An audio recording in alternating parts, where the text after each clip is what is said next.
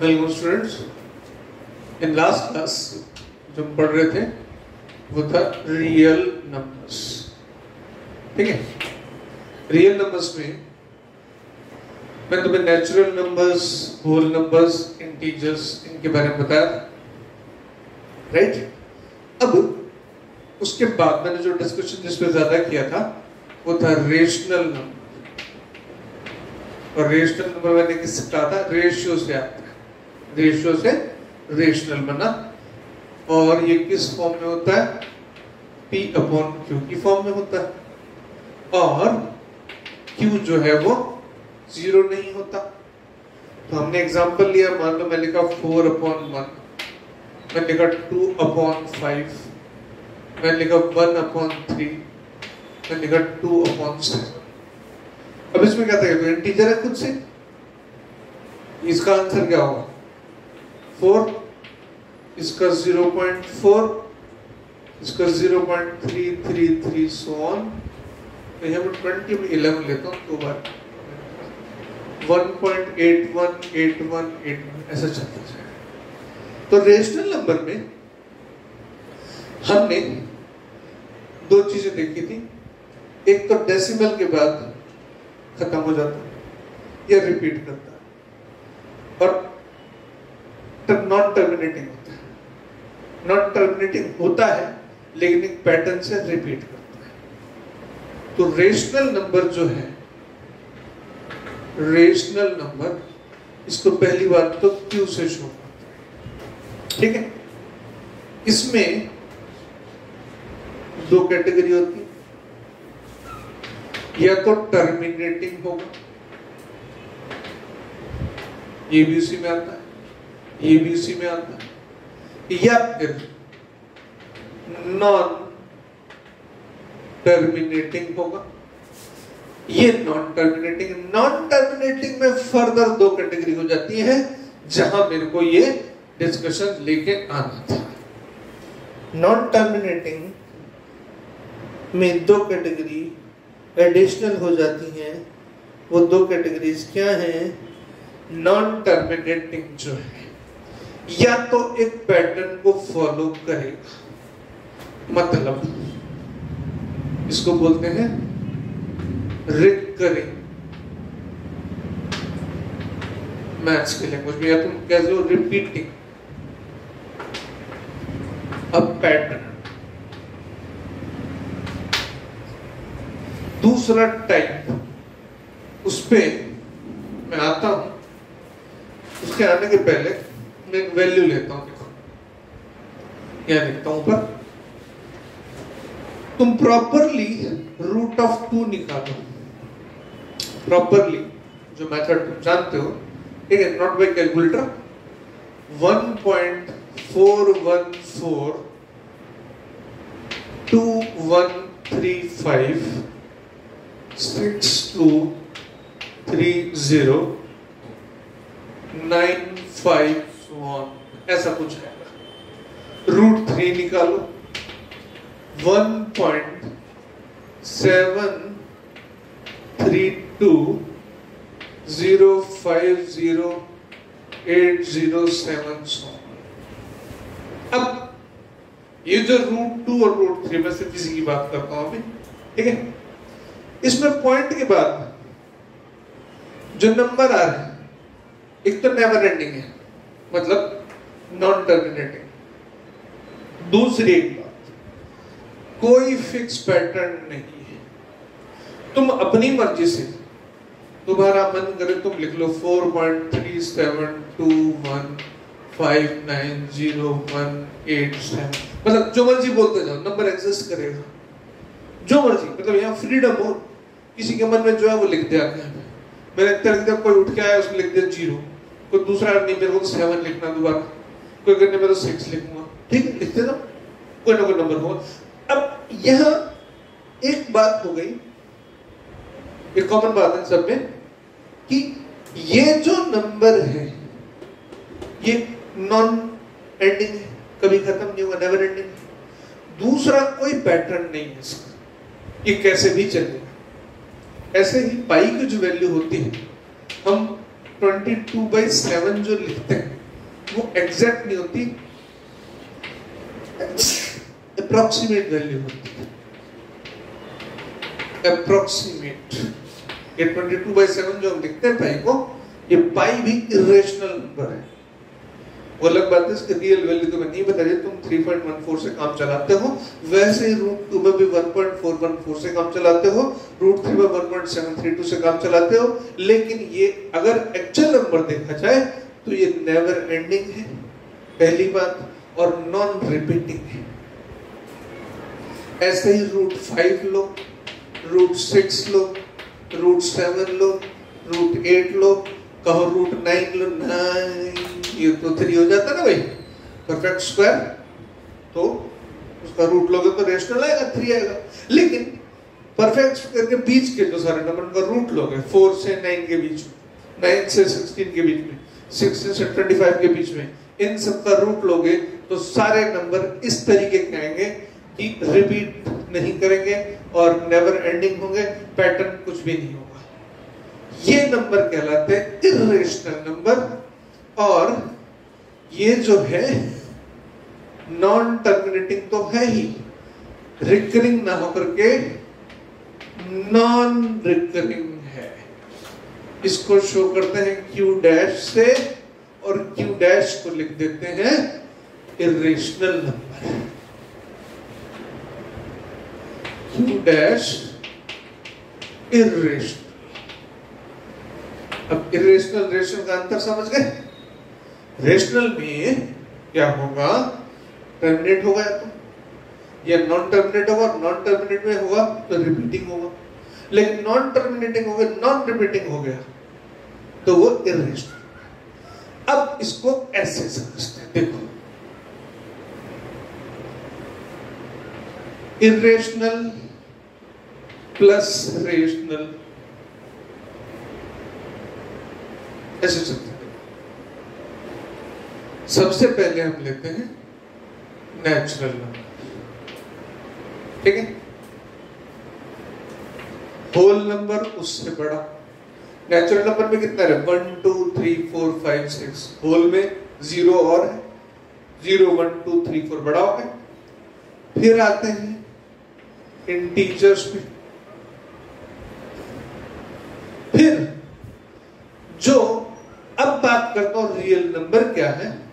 Real number actual में Q plus Q'। अब तुम एक बात देखोगे कि Q में इंटीजर भी आ गए, P/Q की फॉर्म में लिखा था, 4/1 लिख दो, 8/1 लिख दो, लिख सकते हो। तो तुम ऐसा कोई भी नंबर है 8/1 -7/1 लिख सकते हो। मतलब इंटीजर्स को भी रेशियो की फॉर्म में बिल्कुल लिख सकते हो, नीचे 1 हमेशा आएगा। वो लिखते नहीं है क्योंकि ये फालतू में ऐसा हो जाएगा, पेन की स्याही खराब होगी, कॉपी ज्यादा खराब होगी, महंगाई का जमाना है। तो लिख तो सकते हैं रेशियो की फॉर्म में, रेशनल नंबर की फॉर्म में, लेकिन लिखते नहीं है।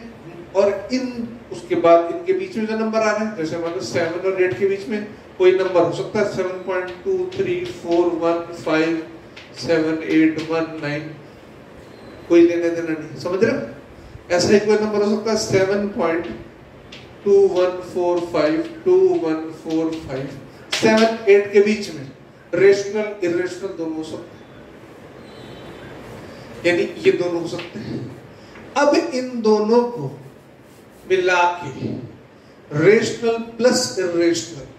अब रेशनल में तुम समझ रहे हो, मैं बोल रहा हूं इंटीजर भी आ रहे हैं, तो इंटीजर आ रहा है तो होल नंबर अपने आप आ रहा है, होल नंबर आ रहा है तो नेचुरल नंबर अपने आप आ रहा है। तो इन सबसे बड़ा कौन, रियल नंबर। यानी अब तक जो हमने पढ़ा है, रियल नंबर सबका माई बाप, उससे छोटा इंटीजर, उससे छोटा होल नंबर, उससे छोटा नेचुरल। इसको हम ऐसे भी शो करते हैं, ट्री बना के भी शो कर सकते हैं। ये हो गया R, ये हो गया Q', ये हो गया Q। Q के 3 हिस्से कर दो, Q के नीचे कौन है, इंटीजर, इंटीजर के तीन हिस्से कर दो, z plus z minus z0। Integer में तीन थे ना, पॉजिटिव नेगेटिव जीरो, जीरो ना पॉजिटिव ना नेगेटिव। अच्छा इसको पहचानो जरा, z प्लस पॉजिटिव इंटीजर्स 1 2 3 4 5, ये सब कौन है, n है ना, ये कौन है, 0। ये दोनों मिलके क्या बनेंगे, होल नंबर।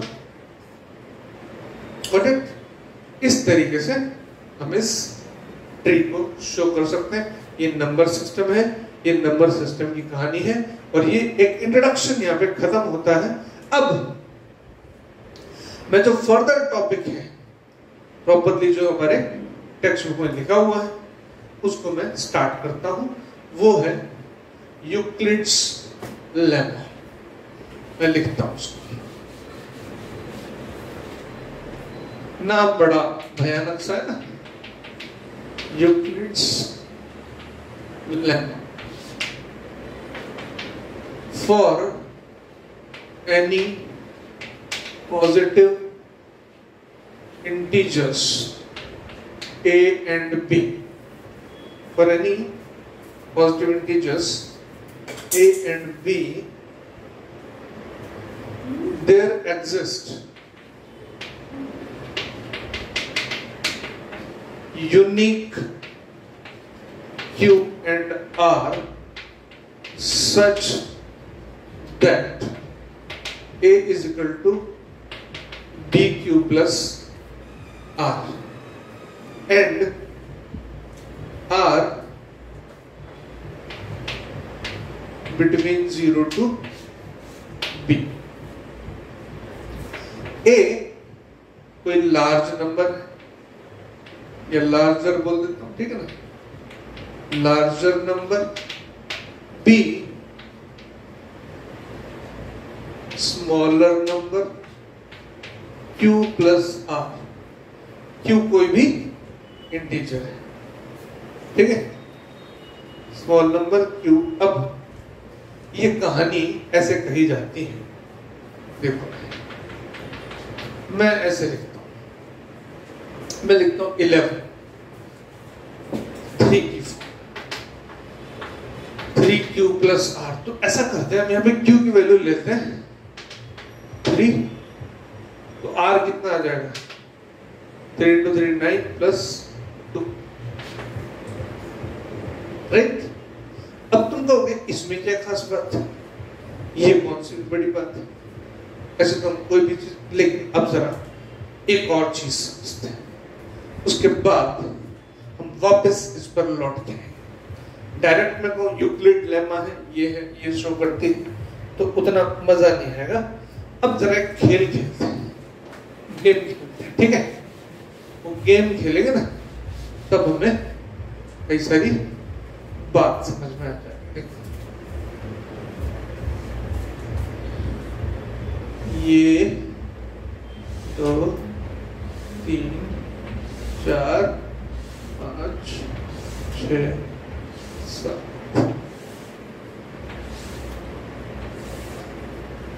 1 2 3 4 5 6 7 8 9 और ये 10। इस लाइन को थोड़ा सा पास ले आते हैं।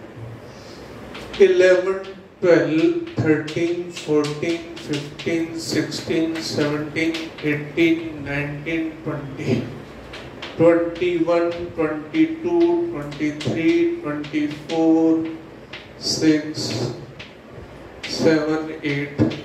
ऐसे मैं करते करते सपोज 100 तक लिख देता हूं यहाँ पे, ठीक है। अब एक काम करते हैं, गेम खेल रहे हैं, ठीक है, पढ़ नहीं रहे ना। अब इस गेम को ऐसे करते हैं, ऐसे पकड़ो 2 4 6 8 10। 2 4 6 8 10 मतलब सारे इवन नंबर है ना, कितना तो जानते हैं। मैं काम करता हूँ उसका ऐसे लिख देता हूँ 2n। अब n की वैल्यू लिखते जाओ, ठीक है। n स्टार्ट कर दो 1 से, n1 किया तो कितना है 2, n2 किया तो 2 into 2 4, n3 किया तो 3 into 6, n4 किया तो 8, राइट, n5 का तो 10, n6 का तो 12 एंड सो ऑन। अच्छा अभी हमारा मन नहीं भरा, हम एक काम करते हैं, तो 2 और 4 के बीच में 3 रह गया, 4 6 के बीच में 5 रह गया, 6 8 के बीच में 7 रह गया। तो हमें एक बात समझ में आ रही है कि एक काम करें हम, जो 3 था वो 2 से 1 ज्यादा था, जो 5 था वो 4 से 1 ज्यादा था, जो 7 था वो 6 से 1 ज्यादा था। एक काम कर देते हैं, बस एक चीज कर देते हैं, 2n+1। मतलब अब n1 रखा तो 2 × 1 2 + 1 3 हो गए, n रखा 2 2 × 2 4 + 1 5 हो गए। अब सारे नंबर आ गए। मतलब अगर हमने ये गेम खेला तो इस गेम में सारे नंबर आ गए। n0 भी रख लेंगे तो 1 आ जाएगा, 1 भी आ जाएगा, है ना। अच्छा अब किसी ने कहा नहीं सर मैं तो ऐसे लिखूंगा, मैं ये देखता हूं, मेरे को 3 अच्छा लगता है, 3 फिर 6 फिर 9, किसी को अच्छा लग सकता है, इसमें हम क्या है ना, 3 6 9 12 15 18 ऐसा, है ना। अच्छा किसी को लग गया अच्छा, उसने बोलते सर 3n लिखो। अच्छा भाई चल मान लिया, तुम्हारे बात मान ली, 3n रख दिया।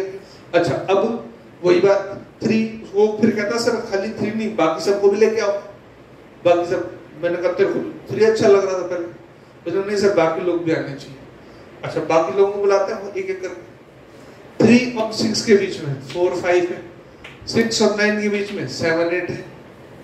तो अब क्या 2 नंबर है, 3 6 के बीच में भी, 6 9 के बीच में भी, 9 12 के बीच में भी, 2 नंबर 10 और 11, 12 15 के बीच में 13 14, अब दो लोग बीच में रह गए। तुमने 3 6 9 इन सबको तो खाने बुला लिया, तुमने कहा इनको बुलाना, ठीक है बुलाओ, चलो कोई बात नहीं। तो मैं तुमसे कहता हूँ ठीक है भाई, 3n के बाद तुम्हारा जो अगला नंबर है उसमें 1 आ गया तो उसको 1 जोड़ दो भाई। तो 3 के बाद कौन आ गया, 4 आ गया, 6 के बाद 7 आ गया, 9 के बाद 10 आ गया, 12 के बाद 13 आ गया, है ना। अच्छा फिर तुमको, अच्छा अभी तो 4 आया है, 8 आया है और 10 आया है, 5 नहीं आया, तो ठीक है सर। अब 5 कितना है, 3 से 2 बड़ा है, ठीक। तुमने कहा कि सर 8 भी नहीं आया, तो मैं कहूँ 8 कितना, 6 से 2 बड़ा है, ठीक है ये भी आ गया ना। देखो तुमने n2 लिया तो 3 × 2 6 + 2 8 आ गया, हो गया तो सर। उसके बाद तुमने कहा सर 11 तो आ गया था यहाँ से, है ना, सॉरी 10 तो आ गया था यहाँ से, 11 नहीं आया, n3 रखो, 3 × 3 9 + 2 11 आ गया। अब इसमें तुम्हारी सारी वस्तु आ गई, इसमें सारे नंबर आ गए। n0 रखो तो 1 भी आ गया, 2 भी आ गया, 1 रख दो, 3 × 1 3 4 5 आ जाएगा।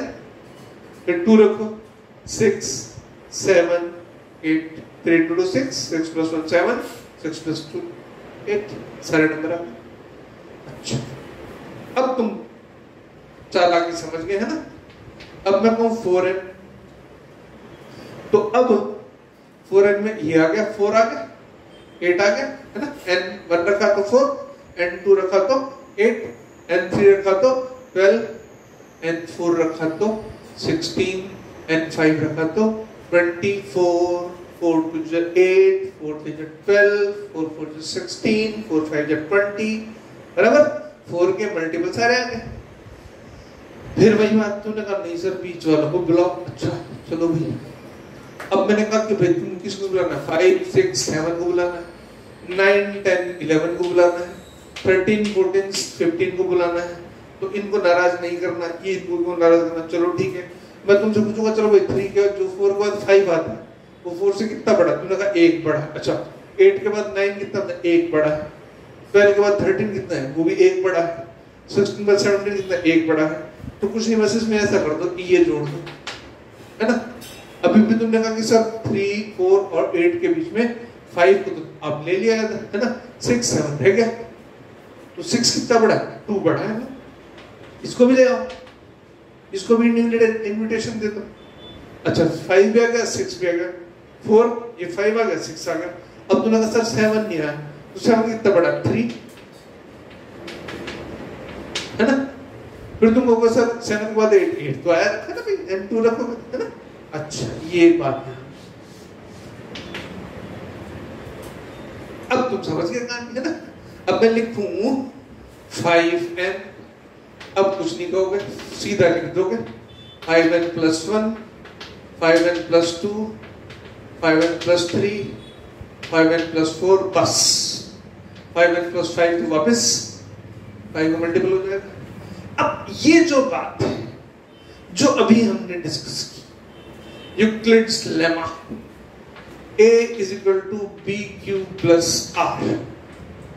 A मैंने बोला लार्जर नंबर, B मैंने बोला smaller number, Q any integer.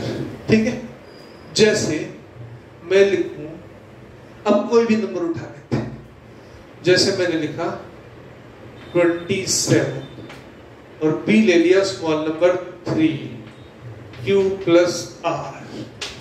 अब देखो 27 से ठीक पहले 28, ठीक है, 28 से ठीक पहले 3 का मल्टीपल कौन है? 27। तो Q कितना टाइम्स आएगा? 9 टाइम्स। R कितना होगा? 1। अब तुमको 29 लिखो, 3Q + R, तो Q तो अब भी उतना रहेगा कितना? 9। ये 27 बना +2। अब फिर तुमको 30, तो 30 तो हो गया 3 × Q, माने Q भी बदल गया, अब 9 9 का 10 हो गया। अब तुम्हें इतनी बात समझो, ये जो Q है, ठीक है, ये B है, R की कंडीशन है 0 और B के बीच में रहेगा। अब तुमसे सवाल अगर यूक्लिड्स लेमा को लेके किया जाए, तो ये जो गेम हमने खेला था, ये गेम ऑलरेडी इसको ही बता रहा है। गेटिंग? ये हुई समझने की बात, राइट? अब इस लेमा से जो हमें एग्जाम में लिख के आना, देखो अब यहां पर मैं तुम्हें पहले ये बताऊंगा, ये बात तुम्हें समझा दी मैंने। फर्दर मैंने कहा मेरा जो मोटिव है कि आज तुम बोर्ड अच्छे से कर लोगे, फैंटास्टिक, मतलब इस तरीके से हो जाना चाहिए कि बोर्ड का 3 आवर्स का पेपर तुम 2 आवर्स में आराम से कर लो। मतलब एग्जामिनेशन के टाइम पे एग्जामिनेशन की टेंशन नहीं है। आज तुम एंजॉय करते हो, पढ़ोगे, समझ लोगे, तो प्रिपरेशन बहुत पहले हो जाएगी, तो एग्जाम के टाइम पे उसकी हेडेक नहीं रहेगी। फर्स्ट, पहली बात जो इस तरह से पढ़ने में है।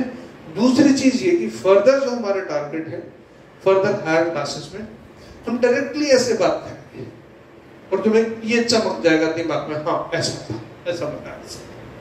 तो नेक्स्ट क्लास में एग्जाम्पल्स लूंगा और बोर्ड के तरीके से उसको कैसे लिखना है, कैसे सॉल्व करना है, दैट आई विल एक्सप्लेन। अभी तुम्हें एक क्लू मैंने दिया है कि यूक्लिड्स लेमा जो है वो एक्चुअल में यही है जो हमने पढ़ा है, बस इसे रिलेट करके लिखेंगे और उसको समझ के चलेंगे।